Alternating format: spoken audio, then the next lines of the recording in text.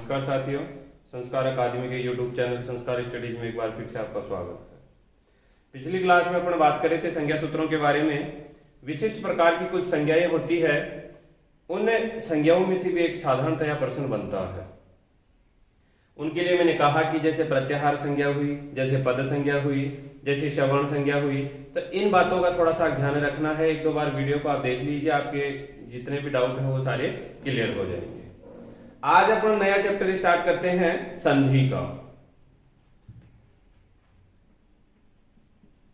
जैसे सबको पता है संधि के बारे में, सब लोग पढ़े हुए हैं, जानते भी हैं कि संधि होती क्या है।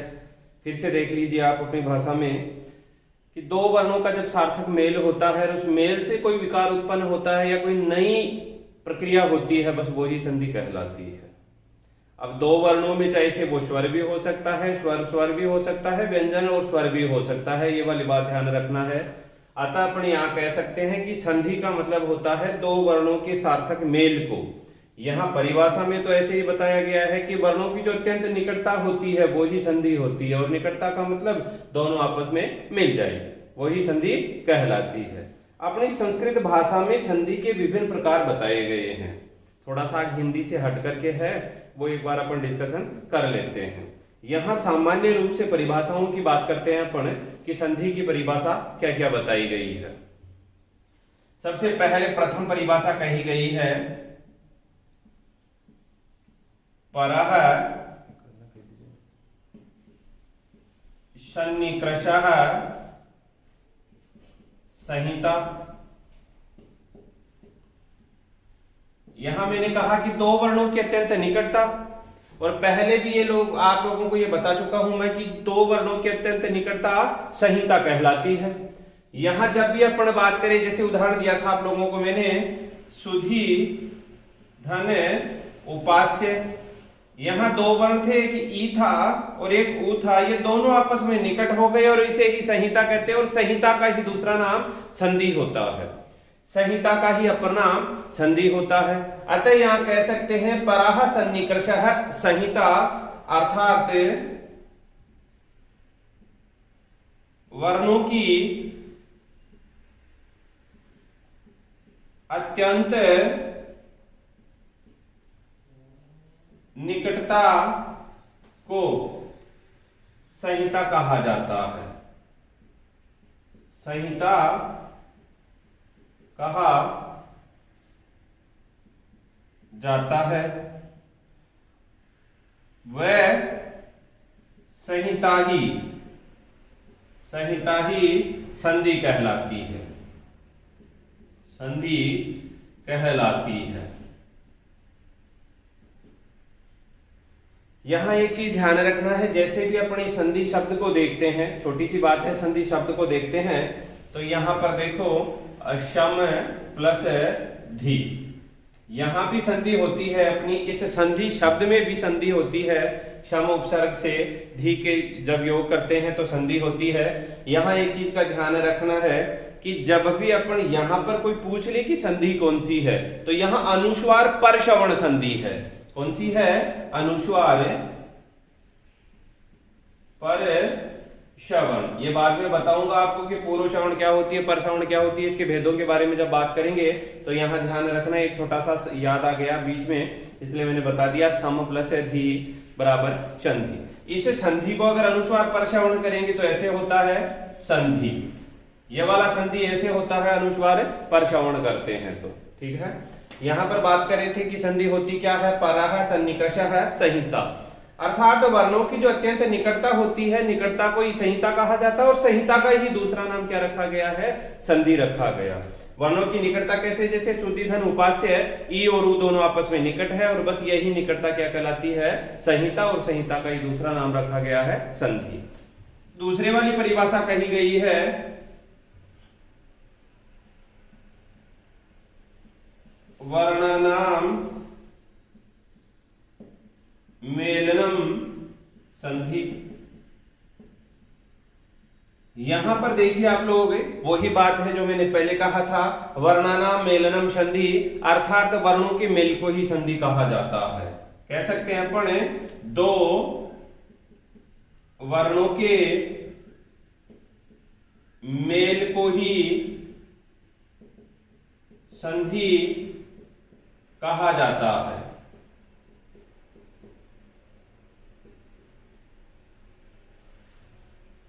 यहां ध्यान रखना है, दो वर्णों के मेल को ही संधि कहा जाता है। ये वाली बात आप लोगों को ध्यान रखना है। संहिता को संधि कहा जाता है, अर्थात वर्णों की निकटता को। यहां पर दो वर्णों के मेल को भी संधि ही कहा जाता है। अब तीसरी परिभाषा देखते हैं।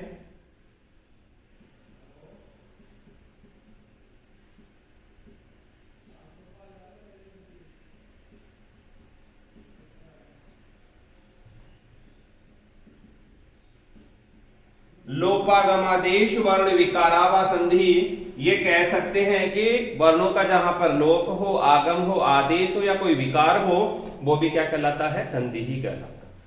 यहां पर कुल मिलाकर के तीनों की एक ही बात हुई है। वर्णों का अत्यंत निकट होना, आपस में मिल जाना ही संधि कहलाता है। यहां पर जो संधि है, यहां इस संधि में अगर आपसे संधि शब्द में पूछे कि कौन सी संधि है, तो आपको बताना है अनुस्वार परश्रवण, अनुस्वार परश्रवण संधि। ठीक है। अब बात करते हैं ज्यादातर जो कंफ्यूजन वाला और जहां से रीट लेवल का प्रश्न बनता है, उसकी अपन बात कर लेते हैं। संधि कहां कहां होती है? संधि कहां कहां होती है? इसके लिए कहा गया है संधि हमेशा एक पद में नित्य होती है। एक पद में नित्य होती है। यहां पर धातु उपसर्ग में नित्य होती है। नंबर 3, समास में नित्य होती है। समास में नित्य होती है। आपने पढ़ा है जब भी सामासिक पद बनाते हैं तो दो अवर्ण आपस में जुड़ जाते हैं और जुड़ करके ही वहां संधि हो जाती है। यही चीज ध्यान रखना है कि कोई एक पद दिया हुआ हो, जैसे जे प्लस आहा, इसका बनता है एक पद जया। ध्यान रखना है जे प्लस आ बराबर जया। धातु उपसर्ग में अपन विभिन्न प्रकार की धातुएं जोड़ते हैं, विभिन्न प्रकार के उपसर्ग जोड़ते हैं, तो भी नित्य रूप से क्या होती है? नित्य का मतलब हमेशा होगी ही होगी। नित्य का मतलब होता है कि यहाँ संधि होती है। एक पद में भी संधि होती है, धातु उपसर्ग में भी संधि होती है और समास में भी नित्य संधि होती है। यहां पर कोई समस्या नहीं है। अब कहां नहीं होती है ध्यान रखना है। वाक्य में संधि हो यह आवश्यक नहीं है, यह आवश्यक नहीं है। वो तो वक्ता के ऊपर निर्भर करता है कि वाक्य में क्या करना है। जैसे मैं कहता हूं राम अत्र आगच्छ, राम, जैसे मैंने कहा बोलने वाला मैं हूं वक्ता, राम अत्र आगच्छ, और इसको मैं चाहूं तो ऐसे भी कह सकता हूं रामात्रागच्छ, रामात्रागच्छ। तो यहां पर वाक्य के अंदर तो ये जरूरी नहीं है कि संधि करे कि नहीं करे, बाकी तीन जगह ध्यान रखना है। एक पद में संधि नित्य होती है, फिर धातु उपसर्ग में संधि नित्य होती है, समास में संधि नित्य होती है, लेकिन वाक्य में संधि नहीं होती है। ये वक्ता के ऊपर डिपेंड करता है। ये वक्ता के ऊपर निर्भर है कि वहां एक साथ पद को, शब्दों को बोलना है या अलग अलग बोलना है, वो खुद ही जाने बोलने वाला। ये ध्यान रखना है संधि कहां कहां होती है। अब मोस्टली जो कंफ्यूजन का जो प्रश्न है, जहां से रीट लेवल का प्रश्न बनता है, संधि के भेद, संधि के भेद, संधि के भेद। एक चीज ध्यान रखना है, अपने संस्कृत भाषा में और हिंदी में थोड़ा सा संस्कृत और हिंदी दोनों में अलग अलग होता है। हिंदी की जब भी बात करें तो वहां संधि 3 प्रकार की होती है। हिंदी की जब भी अपन बात करें तो संधि कितने 3 प्रकार की होती है, लेकिन संस्कृत भाषा में संधि के 5 भेद बताए हैं। संस्कृत भाषा में संधि के 5 भेद। पंच संधि, क्योंकि यहाँ व्याकरण सिद्धांत में अपने चलता है, व्याकरण सिद्धांत कौमुदी में चलता है पंच संधि प्रकरण है, तो उसी के आधार पर अपन कह सकते हैं कि अपने संधियां कितनी होती है, 5 संधियां होती है। आप लोग सोचोगे कि 5 संधियां कौन सी, हमने तो 3 ही पढ़ी है। देखते हैं अभी 5 कौन सी है। यहां से प्रश्न बनता है, 2-3-4 बार प्रश्न बन चुका है कि संधि के भेद कितने होते हैं, 3 होते हैं कि 5 होते हैं। अभी क्लियर कर देते हैं आपकी समस्या। 5 भेदों के लिए उसने कहा सबसे पहले अच संधि। अच संधि का दूसरा नाम है स्वर संधि। नंबर 2 की है प्रकृति भाव संधि।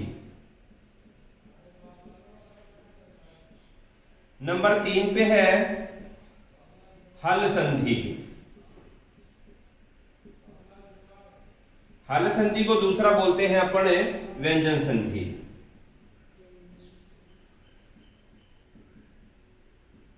अभी बताऊंगा आप लोगों को कि इसको स्वर संधि क्यों कहते हैं, इसको व्यंजन संधि क्यों कहते हैं, या स्वर संधि को संधि क्यों कहते हैं। फिर नंबर 4 पे है अपने विसर्ग संधि। विसर्ग संधि, और नंबर 5 पे बताया है स्वादि संधि। स्वादि संधि ध्यान रखना है। यहां अपन संधि के सामान्य परिचय के बारे में बात कर रहे हैं, तो यहां से एक प्रश्न बनता है कि संधि के भेद कितने होते हैं, ये वाली बात ध्यान रखना है। यहां अच संधि 1, प्रकृति भाव 2, हल संधि 3, विसर्ग संधि 4 और स्वादि संधि 5। यहां पर इस अच संधि को, या जो स्वर संधि सबने पढ़ा है कि स्वरों के मेल को स्वर संधि कहते हैं, तो इसको अच क्यों कहा जाता है। आप लोगों ने माहेश्वरी सूत्र पढ़ा होगा, वहां देखो ई उण, री लिक, ए ओंग, आई औच। ये माहेश्वरी सूत्र 1, 2, 3, 4। मैंने कहा था आप लोगों से कि शुरू के जो 4 सूत्र हैं वो किससे संबंधित है, स्वरों से संबंधित है। अब यहाँ अच नाम लिया गया, अर्थात ये प्रत्याहार जब भी निर्माण करते हैं तो मैंने क्या कहा था, शुरू का जो आदि वर्ण है उसको लीजिए और अंतिम इत संज्ञक वर्ण का ग्रहण कीजिए, बीच में आए हुए इत संज्ञक वर्ण नहीं लिए जाएंगे और उन सबका एक नाम हो जाएगा। जैसे मैंने कहा अक, तो ऐसे लेकर के कै तक, न को हटा दिया। जैसे मैंने कहा इके, तो ए को हटा दिया, न को हटा दिया, और यहाँ कै तक। तो वैसे ही अच। अब यहाँ देखो ए से लेकर के च तक चलना है, ई उ री री ए ओ आई औच। यहां तक जब अपन पहुंचे हैं तो ऐसे लेकर के च पर्यंत तक की सारी स्वर हैं, इसीलिए तो इसको कहा जाता है स्वर संधि। यहां पर देखो हल संधि में भी वही बात है से लेकर के ल तक चलना है, अर्थात जहां से व्यंजन स्टार्ट होता है अवरण से, वहां से लेकर के और सर हल अंतिम 14वें सूत्र तक चलना है, तो वो सारे वहां व्यंजन ही व्यंजन होंगे, इसीलिए इसको हल कहा जाता है। व्यंजन को तो हल कहा जाता है और स्वर को अच कहा जाता है। ये नाम ध्यान रखना है आप लोगों को। कभी कभार स्वर संधि न दे करके सीधा लिखता है अच संधि, स्वर संधि न दे करके और सीधा ही लिख देता है अच संधि का भेद कौन सा है, तो आपको ध्यान रखना है जो स्वर है वो ही अच है। अब इनकी बात करते हैं जो भेदों में कंफ्यूजन रहता है। कभी तो कहते हैं कि 3 भेद होते हैं, कभी 5 भेद होते हैं। ध्यान रखना, संस्कृत भाषा में अगर आपसे पूछा जाए और ऑप्शन में मान लो 3, 4 4, 5, 6, 1 ऐसे वाला हो तो कन्फर्म रखना है कितना होगा, 5 भेद। अगर मान लो 3 और 5 दोनों हो तो भी 5 ही रखना है, और अगर 5 नहीं हो तो ध्यान रखना है फिर ऑप्शन 3 का सिलेक्ट करना है आप लोगों को। ये वाली विशेष बात ध्यान रखना है। अगर 5 है तो ध्यान रखना पंच संधि प्रकरण चलता है अपने, और संधियां 5 भेदों वाली होती है, और 5 का नामो निशान नहीं हो तो फिर अपने पास कौन सा रखना है, 3 ही रखना है। ये वाली बात आप माइंडेड कर लेना, ठीक है। यहाँ वर्तमान समय में, कालांतर जिसको बोलते हैं, वर्तमान समय में धीरे धीरे क्या हुआ कि जो अच संधि है ये प्रकृति भाव संधि को तो अच संधि में ले लिया, प्रकृति भाव संधि को तो अच संधि में ले लिया, अर्थात ये कह सकते हैं कि ये और ये दोनों एक ही हो गई, ठीक है। यहां हल संधि अकेली रहती है, और जो स्वादि संधि है इसको ले लिया विसर्ग संधि में। स्वादि संधि को ले लिया विसर्ग संधि में, क्योंकि यहाँ भी विसर्ग का कार्य होता है और यहाँ प्रकृति भाव में भी स्वरों का ही कार्य होता है। इसलिए दोबारा से जब इसके भेदों की बात की जाए तो 3 भेदों वाली हो गई। कौन सी? अच संधि, अच संधि, दूसरी है हल संधि और तीसरी है विसर्ग संधि, विसर्ग संधि।